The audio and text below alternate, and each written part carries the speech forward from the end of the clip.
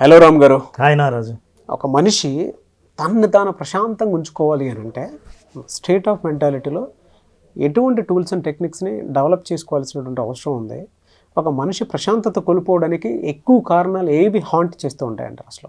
Doctor Sachin Raj అత్యాధునిక world class physiotherapy treatment తో అన్ని రకాల నొప్పులకు శాశ్వత పరిష్కారం. నారాజు, ప్రశాంతత అన్నది మనం సాధించుకోవాలే తప్ప ఈ సమాజం కానీ ఈ జీవితం కానీ మన దాకా ప్రశాంతత దానంతట అదే రాదు.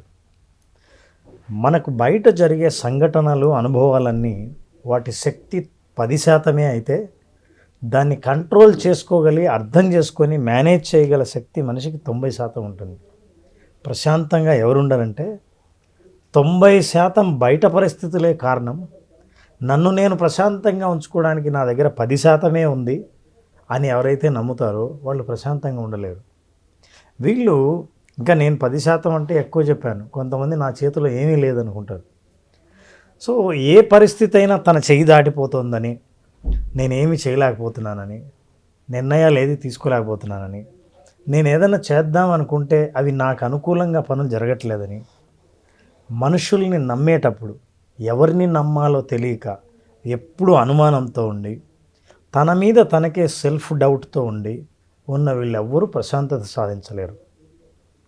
ప్రశాంతత పోవడానికి ఇంకా ప్రధాన కారణం ఏంటంటే తన ఆలోచనలు భవిష్యత్తులో కానీ గతంలో కానీ ఎప్పుడు ప్రయాణిస్తూ ఉంటాయి. భవిష్యత్తులోకి ప్రయాణించినప్పుడు ఆందోళన, నాకు పెళ్ళి అవుతుందా, జాబ్ వస్తుందా, నేను ఇది సాధించగలుగుతానా, అసలు ఇది నా వల్ల సాధ్యమేనా అనేది భవిష్యత్తు. గతం, అలా ఎందుకు జరిగింది, అనవసరంగా ఆ అమ్మాయిని ఎందుకు ప్రేమించాను, అప్పుడు నేను ఈ నిర్ణయం తీసుకోకుండా ఉంటే బాగుండేదే, అక్కడికి ఎందుకు వెళ్ళాను, గతం. ఇది ఒత్తిడిని తెస్తుంది.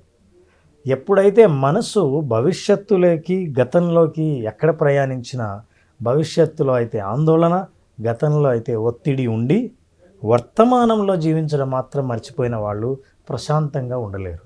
మనిషి జీవితం అన్నాక ఎన్నో సంఘటనలు, ఎన్నో అనుభవాలు, ఎన్నో ఆలోచనలు వస్తూనే ఉంటాయి. ఈ ఆలోచనలన్నీ మేఘాలు ఎలా వచ్చిపోతుంటాయో అలాంటివి. మనం ఆకాశంలోకి చూస్తే మేఘాలు ఒక్కొక్కసారి ఒక్కొక్క షేప్లో కనిపిస్తాయి. అరే, పక్షి ఉన్నట్టే ఉందే, ఏదో జంతువు రూపంలోనే ఉందే మేఘాలని అని పక్కవాడికి చెప్పి ఇలా చూడు అని చూసేలోగా రూపం మార్చుకుంటుంది. అలా రూపం మారిపోతూ ఉంటుంది. మన ఆలోచనలు కూడా మనం ఆగి ఆలోచించినప్పుడు ఈ ఆలోచన అంటే నెగిటివ్గా ఉంది, నాకు నెగిటివ్ థాట్స్ వస్తున్నాయే అని ప్రశాంతత కోల్పోయిన వ్యక్తి అర్థం చేసుకోలేని నిజం ఏంటంటే ఇవి పాసింగ్ క్లౌడ్స్, ఇవి ఆకాశంలో కదిలే మేఘాలు లాంటివే తప్ప ఇవి ఎప్పుడూ ఉండవు. ఈ ఆలోచనల్లో మనకు వచ్చే ఈ రాగద్వేషాలు ఏవైతే ఉన్నాయో, మనిషికి జీవితంలో ప్రతి భావాన్ని మన మైండ్, మన బాడీ ఫీల్ అవుతూనే ఉంటుంది. ఎప్పుడైతే ఆ ఎక్స్ట్రీమ్ ఎమోషన్స్ని టచ్ అయ్యారో దాన్ని ఫీల్ అవుతూ పోతే మీరు అక్కడే ఆగిపోతారు. ఇవి మేఘాల్లాగా వాటిని ఆస్వాదించి అబ్జర్వ్ చేస్తే అవి ఆలోచనలాగే వచ్చి వెళ్ళిపోతాయి. ఆలోచన ఫీలింగ్గా, ఫీలింగ్ ఎమోషన్గా, ఈ ఎమోషన్ నుంచి పుట్టే ప్రవర్తనలు అప్పుడు ప్రమాదకరంగా ఉండి మనిషి ప్రశాంతత కోల్పోతాడు. అన్కంట్రోల్డ్ అయిపోతుంది. బిహేవియర్ అయితే ప్రశాంతత కోల్పోయిన తర్వాత దేని మీద ఇంట్రెస్ట్ ఉండదు, పని మీద ధ్యాస ఉండదు, ఏకాగ్రత తప్పిపోయి ఉంటాము. దానితో పాటు ఏదన్నా చేద్దాము అనుకున్నటువంటి ఆలోచన వచ్చిన మోటివేషన్ ఉండదు.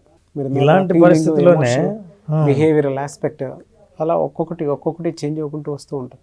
ప్రతి ఆలోచన నుంచి ఒక భావన కలుగుతుంది, ఫీలింగ్స్, థాట్స్, ఫీలింగ్స్. ప్రతి ఫీలింగ్ నుంచి ఎమోషన్ వస్తుంది, భావనలు వస్తాయి. ఈ ఎమోషన్ ఏం చేస్తుందంటే it will give you a decision what to make. So దీంతో ప్రశాంతత కోల్పోవడానికి కారణం ఏంటంటే నేనేం చేయాలో తెలియనప్పుడు, 4 రోడ్ల కూడలిలో దారి తెలియని వాడు నిలబడినప్పుడు మీరు ప్రశాంతతను పూర్తిగా కోల్పోతారు.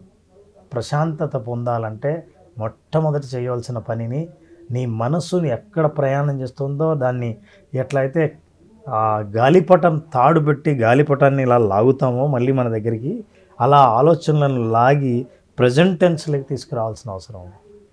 తీసుకురావాలంటే మరి ఎలా? దూరంగా వెళ్ళిన ఆలోచనలను దగ్గరికి తీసుకురావాలంటే గతంలోకి వెళ్ళిన ఆలోచనలు ఇక్కడికి తీసుకురావాలి, భవిష్యత్తులోకి వెళ్ళిన ఆలోచనలు ఇక్కడికి తీసుకొస్తే ఇప్పుడు ఏం జరుగుతుందో నేను ఆలోచించగలను. లేకపోతే భవిష్యత్తులో ఇంకా రాని రోజులకు సంబంధించి భయపడ్డం, గతంలో అయిపోయిన రోజుల గురించి బాధపడడం ఎక్కువ జరుగుతుంది. కాబట్టి ఆ రెండింటిని బంద్ చేసి ఇక్కడికి తేవాలి. పురాణాల్లో ఏమైనా చెప్పబడిందా సార్ దీనికి సంబంధించి? భగవద్గీత కంటే మనకు గొప్ప రెఫరెన్స్ ఏముండదు. రెఫరెన్స్లో మనిషి స్థితప్రజ్ఞత ఎట్లా సాధించాలి అనేది కృష్ణుడు ఏం చెప్పాడు? రాగద్వేషాలకు అతీతంగా భయము, రాగము, క్రోధము వీటన్నిటికీ లొంగిపోయి ఎక్స్ట్రీమ్ ఎమోషన్స్కి బానిస కాకుండా సమానంగా మనం ఎప్పుడైతే వాటిని ఆస్వాదించడం మొదలు పెడతామో అదే స్థితప్రజ్ఞత. అంటే ఒక్కోసారి ప్రశాంతత సాధించడానికి స్థితప్రజ్ఞతంత స్థాయి వైపు వెళ్ళాల్సిన అవసరం లేకపోయినా అసలు ఇమ్మీడియట్గా మీరు ప్రశాంతత ఎలా సాధిస్తారు? ఎలా సార్ అది? ఆలోచనలను ఇక్కడికి, ఈ రూమ్కు, ఇక్కడికి, నాగరాజు దగ్గరికి ఎలా తీసుకురావాలి ఒకసారి తెలిసి. ఇప్పుడు ఎవరైనా సరే ఇట్లా ప్రశాంతత కోల్పోయాను, నాకు ఆలోచన తట్టడం లేదు, ఏం చేయాలో నేను నిర్ణయించుకోలేకపోతున్నా అన్న వ్యక్తులు ఇప్పుడు మనం చేయబోయే పని చేస్తే ఖచ్చితంగా సాధిస్తారు. ఏ పని సార్ అది? సో నాగరాజు, మనం ఏం చేద్దామంటే రిలాక్సేషన్, ప్రశాంతత అంటే అదే. ఆ రిలాక్సేషన్ని ఎలా సాధించాలి? బ్రెయిన్ లెవెల్లో, బాడీ లెవెల్లో, ఫిజికల్గాను మెంటల్గాను ఆ రిలాక్సేషన్ సాధించే ప్రయత్నం చేద్దాం మనం. అలాగే. సో నా ఇన్స్ట్రక్షన్స్ వింటూ నేనేం చెప్తున్నానో అవి మాత్రం భావిస్తూ, ఊహిస్తూ, అలాగే నువ్వు ఫీల్ అవుతే నీ శరీరం, బ్రెయిన్ రిలాక్స్ అవుతుంది. ఆ రిలాక్స్ అవుతున్న వాటి సిగ్నల్స్ కూడా నీకు ఎలా అందుతాయో నేను చెప్తాను. ఓకే. సో చాలా sir, please close your eyes, keep your back straight. Nagaraju, take a deep breath. నేను చెప్పేంత వరకు కళ్ళు తెరవకుండా నేను చెప్పిన ప్రతి మాటను అలాగే భావిస్తూ వెళ్ళు. Take a slow deep breath and breathe out. Breathe in and breathe out. Breath చేస్తున్నప్పుడు శ్వాస మెల్లిగా ముక్కులోంచి, ముక్కు రంధ్రాల నుంచి శ్వాసకోశంలోకి వెళ్తూ ఊపిరితిత్తుల్లోకి వెళ్ళటాన్ని, ఆ ప్రయాణాన్ని అబ్జర్వ్ చేయాలి. అలాగే ఊపిరి బయటికి వదులుతున్నప్పుడు ఊపిరితిత్తుల నుంచి అది ఎలా ప్రయాణిస్తుందో ముక్కు ద్వారా బయటికి వెళ్ళడం గమనించు. రిలాక్స్. నీ శరీరం మొత్తం పూర్తిగా విశ్రాంతి దశలో ఉంది. శరీరంలోని ప్రతి కండరంలోని ప్రతి కణం సంపూర్ణంగా విశ్రాంతి తీసుకుంటోంది. తల, ముఖం, మెడభాగం, భుజాలు, ఛాతీ, చేతులు, మోచేతులు, అరచేతులు, నడుము భాగం, పొట్ట భాగం, ఒక్కో కండరాలు నేను చెప్తున్నప్పుడు ఆ భాగాన్ని ఊహిస్తూ, భావిస్తూ మెల్లిగా తొడలు, మోకాళ్ళు, పిక్కలు, అరికాళ్ళు, ప్రతి కండరం ఎటువంటి ఒత్తిడి లేకుండా పూర్తి విశ్రాంతి తీసుకుంటోంది. శరీరం బాగా బరువెక్కితే కదలలేని స్థితిలో, కదిలించని లేని స్థితిలో సంపూర్ణంగా ఎలా విశ్రాంతి తీసుకుంటావో ఆలోచించు. ఆ విశ్రాంతి స్థితిలో ఉన్నావు. ఇమాజిన్ ఈ దశలో శరీరం మెల్లిగా స్పందిస్తోంది. అతి చిన్న ప్రకంపనలు అరచేతుల్లో రావటం గమనించవచ్చు. నిద్రావస్థకి, చేతనావస్థకి మధ్యలో నా మాటల్ని వింటూ శరీరం బాగా రిలాక్స్ అవుతోంది. Relax, relax. When you are relaxing, ఆలోచనలు కానీ, ఇటువంటి భావాలు కానీ, భావోద్వేగాలు, భావనలు, ఆలోచనలు, నిర్ణయాలు ఇవేవి మైండ్లో లేకుండా సంపూర్ణ విశ్రాంతి తీసుకునే దశలో ఉన్నావు. రిలాక్స్. జాగ్రత్తగా గమనిస్తే ఇప్పుడు నీ శరీరం సంపూర్ణ విశ్రాంతి స్థితిలో ఉంది. రిలాక్స్. సో నాగరాజు, నా మాటల్ని ఇప్పుడు మళ్ళీ జాగ్రత్తగా వింటున్నావు. ఈ స్థితిలో శరీరంలో అరచేతుల దగ్గర, అరికాలి దగ్గర చాలా సన్నని ఎలక్ట్రికల్ ఇంపల్సెస్, విద్యుత్ ప్రకంపనలు అంటే తిమ్మిరి లాంటివి నీ అరచేతులకి రావటం గమనించవచ్చు. Now you are coming out and listening to my instructions.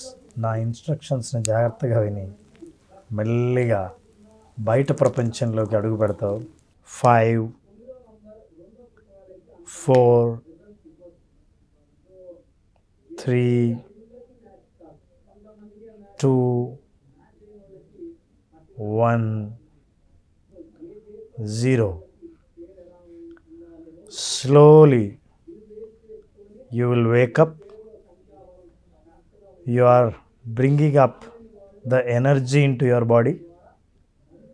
Again back, your muscles are under your control. నీ కండరాలన్నీ మళ్ళీ నీ అదుపులోకి వచ్చాయి.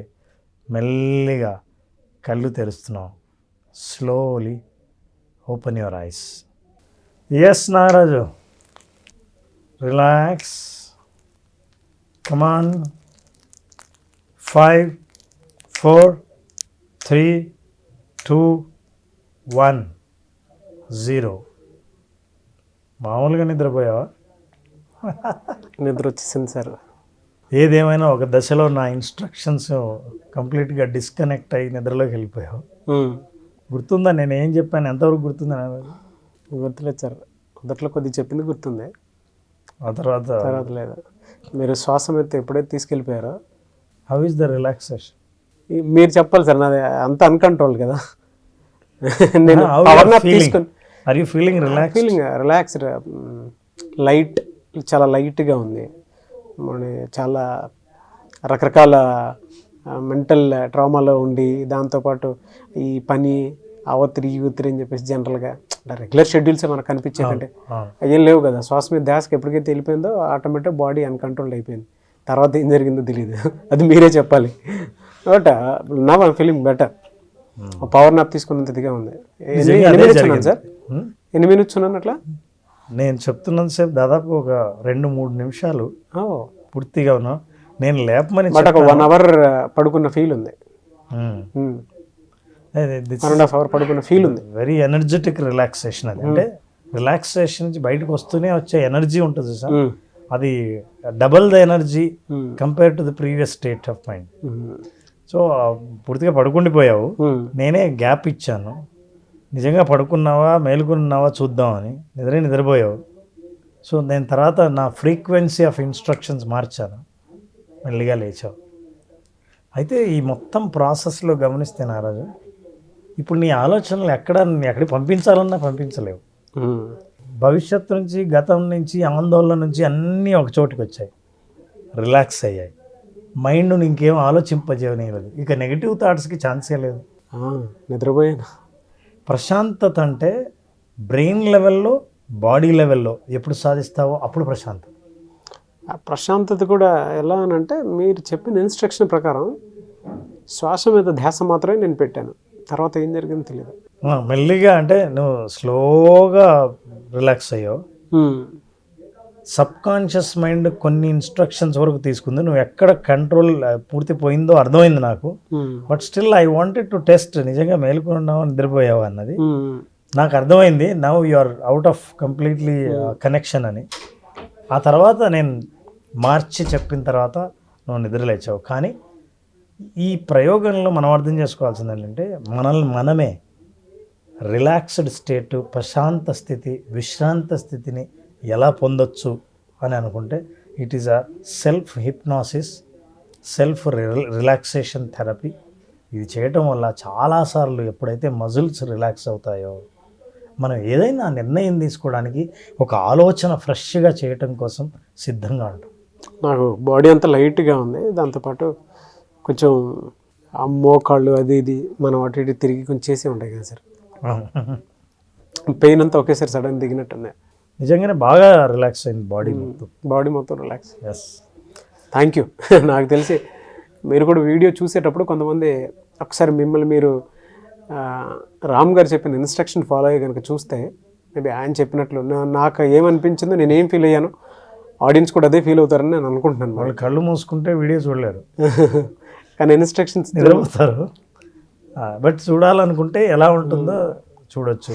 బట్ ఒక మనిషి మనసును ప్రశాంతంగా ఉంచుకోవాలి అనుకుంటే దానికి ఒక 2 minutesలో 2 minutes నాకు తెలియదు సార్, టైం ఎంత ఎందుకు కూడా తెలియదు, నాకు గుర్తులేదు. కానీ అంటే మనకు సమయాభావం వల్ల నేను ఎక్కువసేపు స్టేట్ ఆఫ్ మైండ్ని ఇలా కూడా కంట్రోల్లో తెచ్చుకోవచ్చు అనేది అర్థమైంది. అంటే మనల్ని మనం ఇలా ప్రశాంతంగా ఉంచుకోవచ్చు ఖచ్చితంగా. ఎస్, వేరే థాట్స్ తోటి కాదు, మనల్ని మనం ఈ విధంగానే ఒక ఇన్స్ట్రక్షన్ తోటి కూడా కంట్రోల్లో పెట్టుకోవచ్చు అని తెలిసిందే. విజువలైజేషన్లో అలానే చేస్తారేమో మీరు. ఏదైనా సాధించడానికి ఒక మనిషిని ఒక లాంటి బ్లూ ప్రింట్లోకి తీసుకువెళ్ళి ఇది నువ్వు అని చూపించి అక్కడి నుంచి పరిగెత్తమంటారేమో. మనం విజువలైజ్ చేయాలంటే అసలు ముందు రిలాక్సేషన్ సాధించాలి. అది సాధించకుండా మీరు ఏమీ చేయలేరు. ఇది ఓన్లీ మొదటి దశే. మన కోర్సులో ఉన్న 5 రోజుల్లో 5 రకాలైన అనుభవాలు వాళ్ళు పొందుతారు. ఎస్ సార్, మళ్ళీ క్లాస్ ఎప్పుడంటే అవకాశం ఉంటుందండి basic visualisation class? February 6th నా క్లాస్ స్టార్ట్ చేస్తున్నాం, బేసిక్ విజువలైజేషన్. సో బేసిక్ విజువలైజేషన్లో అసలు మనిషి ప్రశాంతతను ఎట్లా సాధించాలి, ఈ ప్రశాంతత నుంచి భవిష్యత్తుని ఎట్లా సృష్టించుకోవాలి అని తెలుసుకోవాల్సిన వాళ్ళు ఉంటే, అసలు నా భవిష్యత్తు ఎట్లా పోతుందో అగమ్యగోచరంగా ఉంది అని అనుకున్న వాళ్ళు ఒక గమ్యాన్ని చూడాలనుకుంటే విజువలైజేషన్ బేసిక్స్ అటెండ్ అవుతాయి. ఈ కింద కనిపించే నంబర్కి ఫోన్ చేసి రిజిస్టర్ చేసుకుంటే 5 రోజుల పాటు అమేజింగ్ అనుభవాన్ని మనం ఇస్తాం. డెఫినెట్గా sir. Thank you so much Ram garu. Thank you Naraj. So చూశారు కదండి వీడియో. ఈ వీడియోపై మీ అభిప్రాయాన్ని కమెంట్ బాక్స్లో పోస్ట్ చేయండి. ముఖ్యంగా మీరు కనుక February 6th visualisation class attend అవ్వాలి అనుకుంటే స్క్రీన్ మీద మీ కాంటాక్ట్ నెంబర్ కనిపిస్తుంది, దాన్ని మీరు కాల్ ఆర్ మెసేజ్ వాట్సాప్ చేసి వెంటనే ఎన్రోల్ చేసుకోండి. మీ మనసుని ప్రశాంతంగా ఉంచుకోవాలనుకున్నా, మీరు అనుకున్నది సాధించాలన్నా, జీవితంలో జరిగేటువంటి అంటే మీకు కొన్ని ఇన్సిడెంట్స్ వల్ల సమస్యలు చుట్టూ కమ్మేస్తూ ఉన్నా కూడా దాని నుంచి బయటపడాలి అని అంటే ఒకే ఒక సొల్యూషన్ విజువలైజేషన్. సో ఆసక్తి కలిగిన వారు స్క్రీన్ మీద కనిపిస్తున్న నెంబర్కి కాల్ ఆర్ మెసేజ్ వాట్సాప్ చేసి వెంటనే ఎన్రోల్ చేసుకోండి. ఈ వీడియో లైక్ చేయండి, షేర్ మాత్రం తప్పకుండా చేయండి. ఇలాంటి మరిన్ని వీడియోస్ కోసం మా ఛానల్ ఫాలో అవ్వండి. Thank you.